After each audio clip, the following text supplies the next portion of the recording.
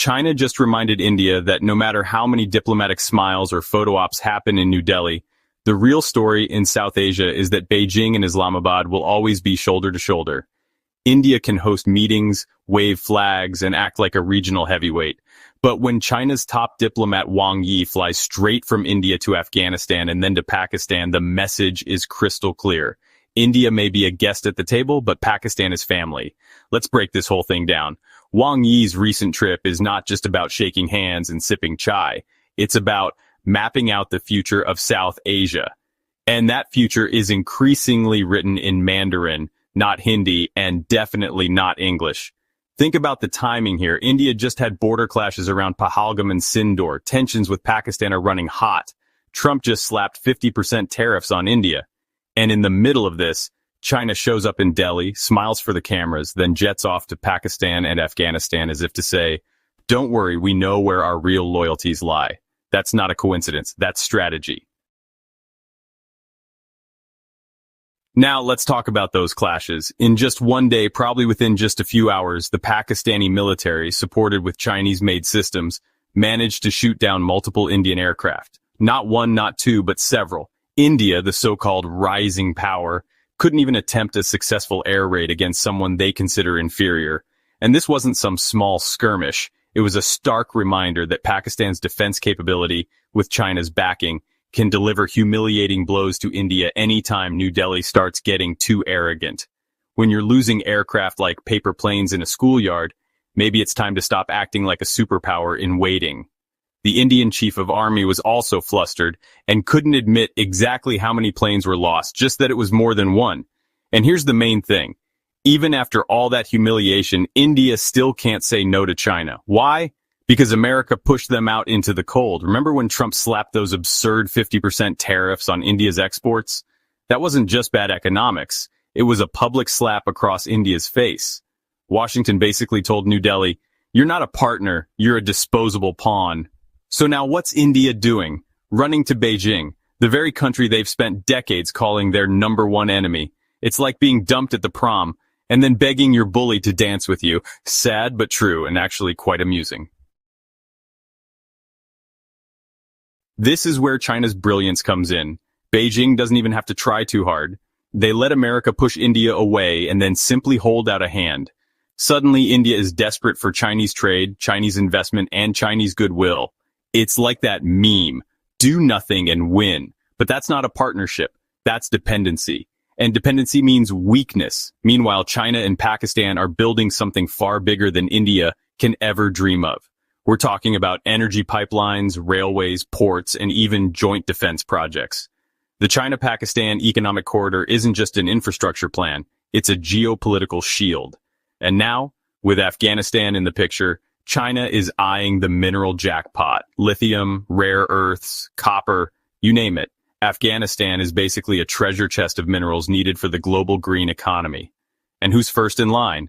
Not India. Not the US, who bombed them to rubble a decade ago. It's China, with Pakistan right beside them, making sure those projects are secure and profitable. Think about it. Lithium is like the new oil. It's what powers electric cars, smartphones, and the batteries that will run tomorrow's economy. Whoever controls lithium controls the future, and Afghanistan has some of the richest deposits in the world. So while India is still stuck arguing over whose flag flies where in Kashmir, China and Pakistan are locking in the resources that will make them rich and powerful for decades to come. That's the difference between short-term ego and long-term strategy.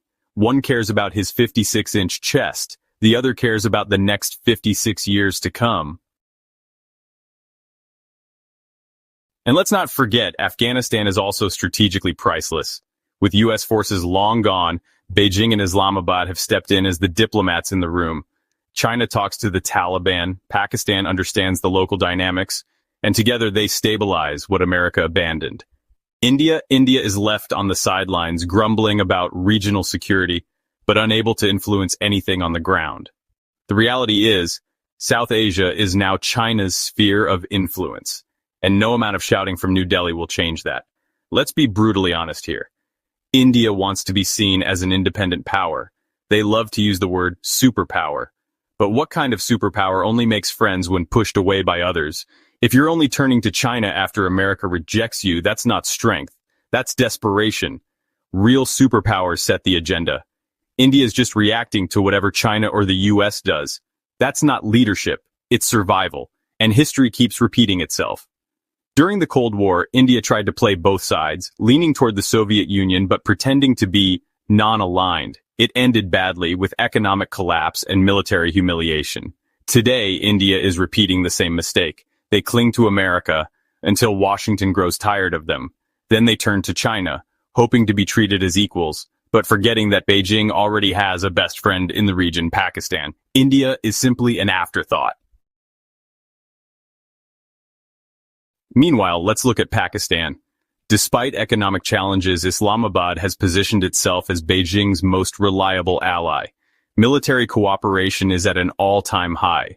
Joint fighter jet projects like the JF-17 Thunder have already proven themselves against India.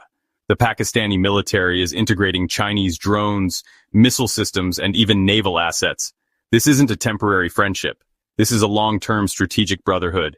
And every time India tries to step into the picture, China makes sure to remind them that Pakistan comes first. And this isn't just military. Trade between China and Pakistan is booming, with billions poured into energy, roads, and industrial zones. Pakistan may not be as flashy as India in terms of population or IT services, but in terms of strategic importance, it's priceless. And Beijing knows it.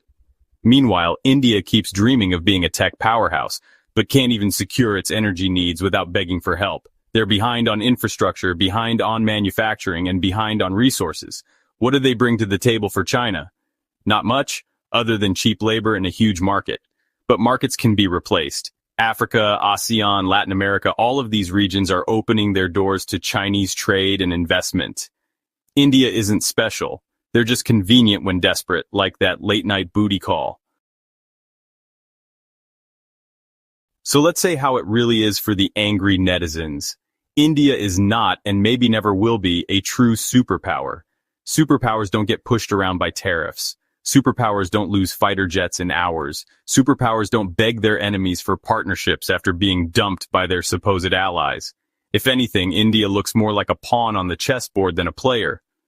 Ironic because India claims to have created chess. China, on the other hand, is playing a different game.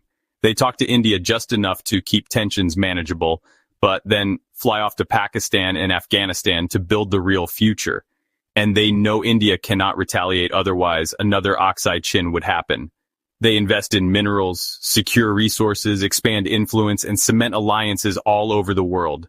That's how you build lasting power. And Pakistan, by staying close to Beijing, has ensured that no matter what India dreams of, reality will always tilt toward China's side. And if you're wondering why this matters for the average person, just think of your smartphone battery, your future electric car, even the solar panels on your roof. The lithium that powers them could very well come from Afghanistan, shipped through Pakistan, financed by China. India, they'll be buying those products like everyone else at prices set in Beijing, not Delhi. That's the real story of power in the 21st century. So, yeah, Wang Yi's whirlwind tour wasn't just diplomacy, it was a show of force. China can talk to everyone, but its loyalty is clear. Pakistan is the partner, Afghanistan is the opportunity, and India is just the occasional one-night stand. For all of New Delhi's talk about being a global power, the truth is hard to swallow. South Asia belongs to China's orbit now, and India is struggling just to keep up.